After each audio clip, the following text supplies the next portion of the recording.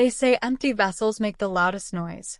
But that winter at Iron Peak Dojo, it was silence that held the deadliest power. In the snow-buried town of Silver Creek, Mitch Kowalski, a black belt with an ego to match, believed strength was measured in muscles and volume. He looked at Zoe King, the small black janitor in a worn-out hoodie, and saw only weakness. A shadow born to clean up other people's messes. He made the mistake of his life. He challenged her for fun, a cruel game to play just days before Christmas. He didn't know that beneath the grime and the silence lay a legend waiting to wake up. And when the invisible girl finally decided to step into the light, the dojo didn't go quiet. It went dead silent. This is the story of what happens when arrogance meets true dignity. And sometimes, the hardest lesson comes from the person you expect the least. The heavy snowstorm buried the small town of Silver Creek in white, but inside Iron Peak Dojo, the air was suffocatingly hot, smelling of stale sweat and one man's unchecked ego. It was 3 days before Christmas, yet there was no spirit of charity to be found within these four walls. The heating was cranked up high enough to fog the windows, isolating the dojo from the frozen world outside. In the center of the blue mats, Mitch the Hammer Kowalski paced like a caged tiger, his pristine white GI snapping with every aggressive gesture. He was a large man, built like a fortress, with a buzz cut that emphasized the hardness of his features and a third-degree black belt that he wore not as a rank, but as a crown. Weakness is a disease. Mitch roared, his voice bouncing off the mirrors. He loomed over a teenage boy who was struggling to hold a plank position, his arms shaking from exhaustion. And in this dojo, we cure it with pain. Do you hear me? Mercy is for the losers in the movies. Here, power is the only thing that matters. The boy nodded frantically, sweat dripping onto the mat, terrified to look his instructor in the eye. Mitch smirked, satisfied with the fear he inspired. He believed he was forging warriors, but in reality, he was merely feeding his own vanity. In the periphery of this aggressive display moved a shadow. Zoe King, 18 years old but looking much younger in her oversized, grease-stained gray hoodie, was methodically pushing a mop across the edge of the floor. She was small, black, and silent, a ghost in a room full of noise.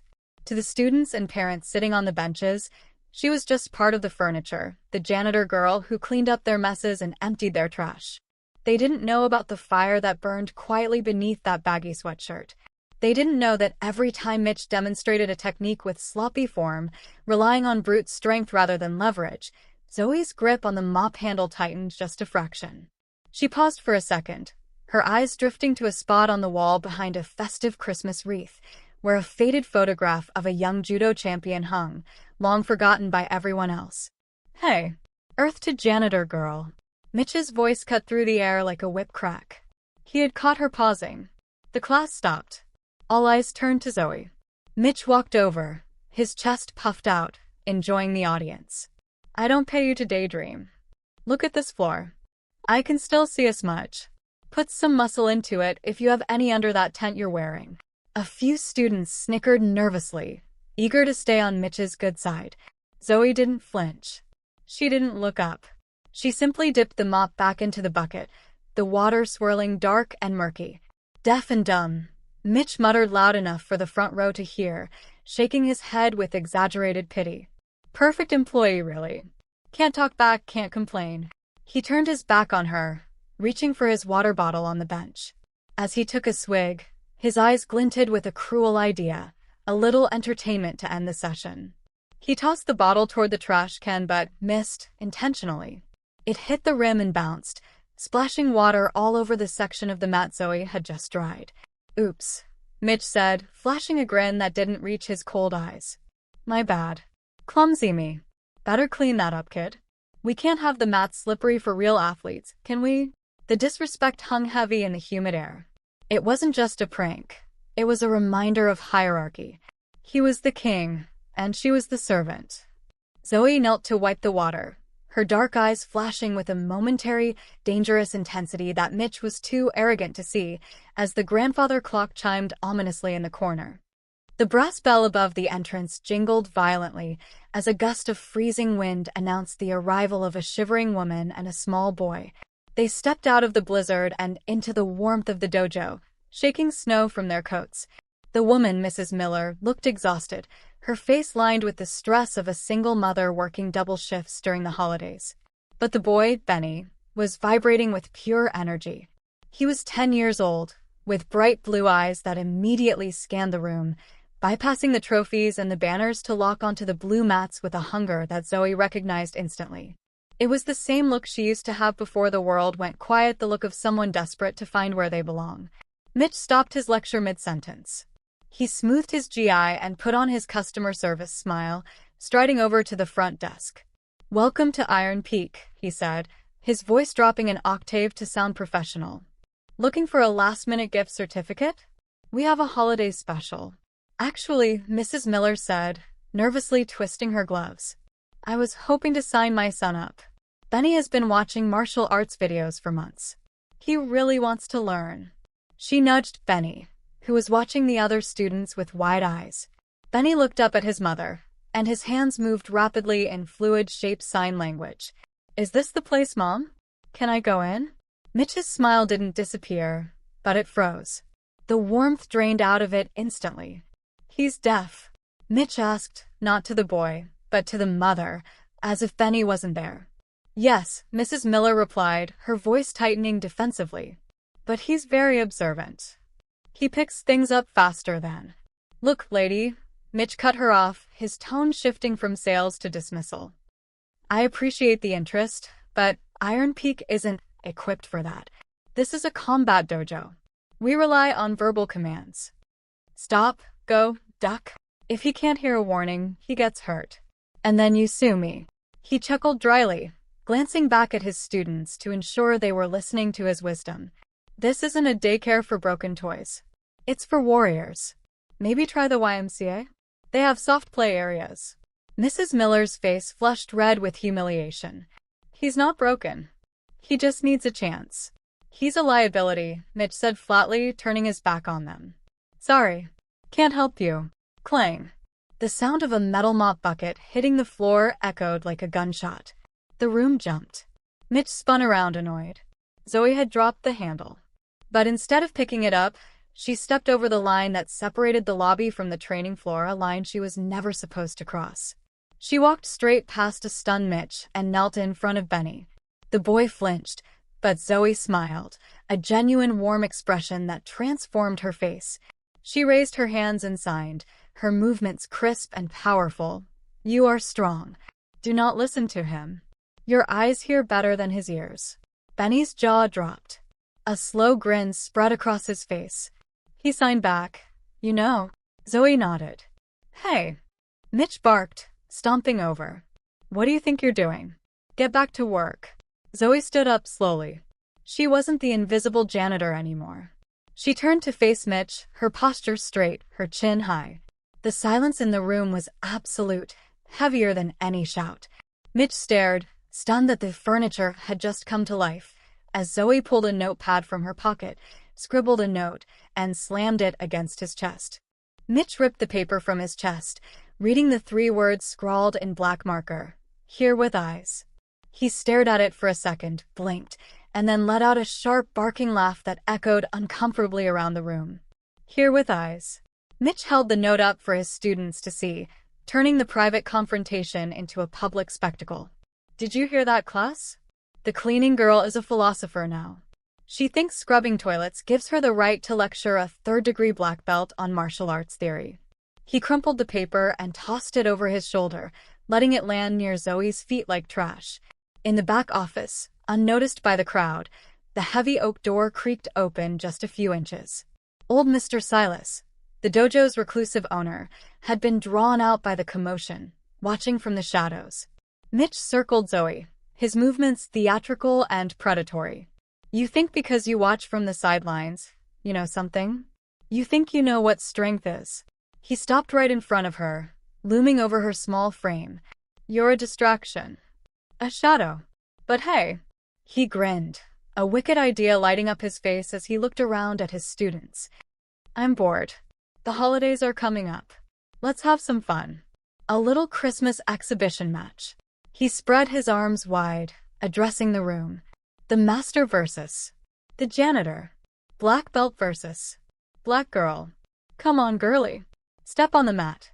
I promise I'll go easy. I won't even use my kicks. Just for fun. Let's see if your eyes can hear my fist coming. The room was frozen. Mrs. Miller stepped forward, grabbing Zoe's arm. No, don't do it. He's crazy. He'll hurt you. Zoe looked at the terrified mother, then down at Benny. The boy was watching her, his small hands clenched into fists, waiting to see if his hero would run away like everyone else. Zoe gently removed Mrs. Miller's hand from her arm.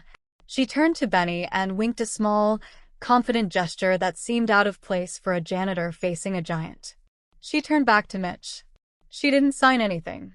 She simply bent down, untied her worn-out sneakers, and stepped onto the pristine blue mats in her socks. The students gasped. No one stepped on the mats without a GI. Mitch's smile widened, sensing an easy victim to bolster his ego.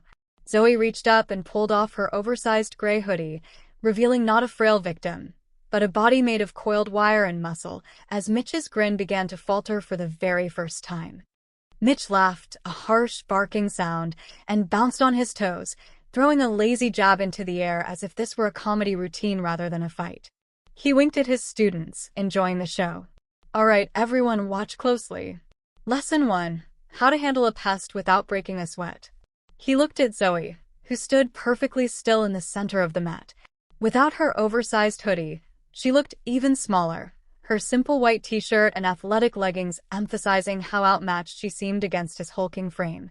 But there was something unnerving about her stillness, a calm that didn't belong to a victim. Come on, janitor girl, Mitch taunted, circling her with his hands dropping low, a sign of utter disrespect. Don't just stand there. Make me work for it. He lunged forward suddenly, a feint designed to make her flinch or scream. He expected her to scramble back in terror. Zoe didn't flinch. She didn't even blink. She simply shifted her weight to her back foot, maintaining the distance between them with geometric precision. Mitch stumbled slightly, his timing thrown off by her lack of reaction. Slippery, huh? Or are you dancing? He sneered, his face flushing slightly. He decided to end the game. He threw a real punch, this time a straight right, fast enough to bruise, aimed squarely at her shoulder to knock her down. Zoe moved. It wasn't a run or a jump. It was a pivot. Tai Sabaki. She stepped to the side at a 45-degree angle, letting Mitch's fist occupy the empty space where her body had been a millisecond ago. Mitch's momentum carried him forward, and he had to take an awkward step to regain his balance. The students on the sidelines stopped giggling. The room grew quieter. The rhythmic squeak of sneakers on the mat was the only sound. Stop running. Mitch roared, his ego now bruised. He couldn't hit a deaf girl? Impossible. The fun was over. He wanted to hurt her now. He wanted to crush that serene, knowing look off her face. He abandoned his martial arts stance entirely. He drew his arm back for a haymaker, a wide, looping punch that carried all his weight, all his anger, and all his arrogance. It was a move designed to take a head off. Zoe had been waiting for exactly this moment. As Mitch committed his weight forward, rushing like a charging bull, Zoe didn't retreat. She stepped in. She entered the danger zone with terrifying speed. Her left hand shot out, clamping onto Mitch's GI sleeve like a steel vise. Her right arm slid under his armpit, locking his upper body to hers. She turned her hips, dropping her knees to lower her center of gravity below his. In that split second, she became a fulcrum. Mitch's 200 pounds of forward momentum met Zoe's leverage. Sui nage. The shoulder throw. Mitch felt the floor disappear. His feet left the ground. He rotated through the air in a perfect, horrifying arc. Time seemed to suspend. He saw the ceiling lights, then the horrified faces of his students upside down, and then the blue mat rushing up to meet him. Thud. The impact shook the glass windows. The sound was massive, final, and absolute. It wasn't the sound of a fight. It was the sound of an ending. Then silence. Absolute, suffocating silence. No one breathed. No one moved. Benny's eyes were wide as saucers. Mrs. Miller covered her mouth. The students stared at the impossible sight, their invincible sensei flattened on the ground by the girl who emptied their trash. Lying flat on his back, Staring up at the fluorescent lights, Mitch realized with horror that the janitor girl hadn't just thrown him, she had controlled his fall to spare him a broken arm. The silence stretched, heavy and suffocating, lasting for 10 long seconds. Then, from the darkest corner of the room near the office door, a sound broke the spell. Clap, clap, clap. Slow, rhythmic applause. Mitch scrambled to his feet, his face burning with a mixture of shock and humiliated rage. He looked like a madman, his pristine GI now disheveled, his belt twisted. "Who's clapping?" he shouted, his voice cracking. "That was Luck. She tripped me. She cheated." He turned back to Zoe, raising his fists, his eyes wild. "You think that was funny? Try it again." "I wasn't ready." "Enough." The voice wasn't loud, but it carried the weight of iron. Mr. Silas, the owner of Iron Peak, stepped fully into the light. He was an old man, walking with a cane, but his presence filled the room instantly. He didn't look at Mitch. He walked straight onto the mat, ignoring the rule about street shoes. He stopped in front of Zoe. To everyone's astonishment, the old master placed his cane on the floor and bowed a deep, respectful bow that he hadn't given to anyone in years. He then raised his hands and signed, "Welcome back, warrior." Zoe bowed back, her eyes shimmering with unshed tears. Silas turned to the stunned crowd. He pointed a shaking finger at the faded photograph on the wall behind the Christmas wreath, the one Zoe had looked at earlier. "You all walk past that picture every day," Silas said, his voice trembling with emotion. "You see a janitor pushing a mop. You see a girl in a dirty hoodie. But do you know who is standing before you?" He paused, letting the question hang in the air. "This is Zoe King, junior national judo champion.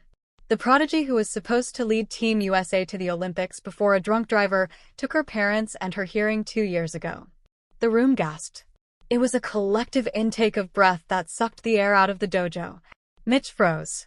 His fists lowered slowly.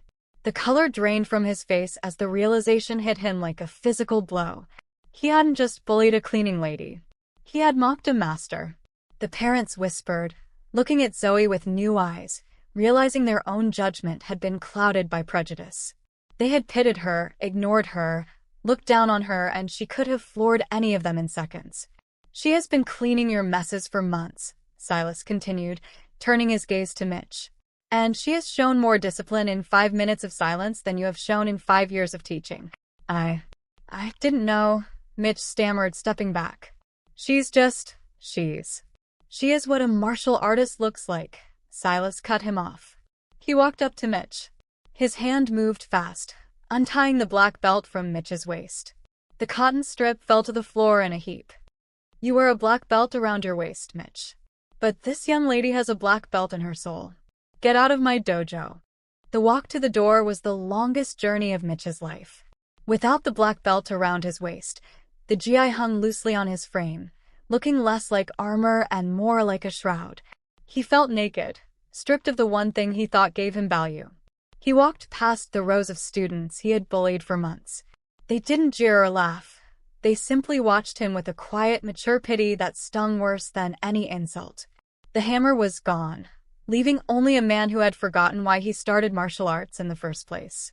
He reached the heavy wooden door and stopped. Outside, the blizzard was still raging, a wall of white waiting to swallow him. Mitch hesitated. His hand hovered over the brass handle. Slowly, painfully, he turned back. He looked across the expanse of the blue mats to where Zoe stood. He didn't speak. He had lost the right to speak in this dojo, but he met her eyes. For the first time, there was no arrogance, no mockery. Just a raw, human acknowledgement of her superior skill. He nodded once, a small, broken gesture of apology and respect. Zoe didn't gloat. She didn't smile in triumph. True strength, she knew, wasn't about humiliating the defeated. She stood tall, feet together, and bowed low at the waist. A clean, perfect bow. It was a gesture of forgiveness that Mitch didn't deserve, but one that Zoe gave freely because that was who she was. Mitch swallowed hard, tears pricking his eyes, before pushing the door open and disappearing into the cold, swirling night. The door clicked shut, sealing the warmth inside. "Zoe!" The shout came from Benny. The boy broke free from his mother's grip and sprinted onto the mat.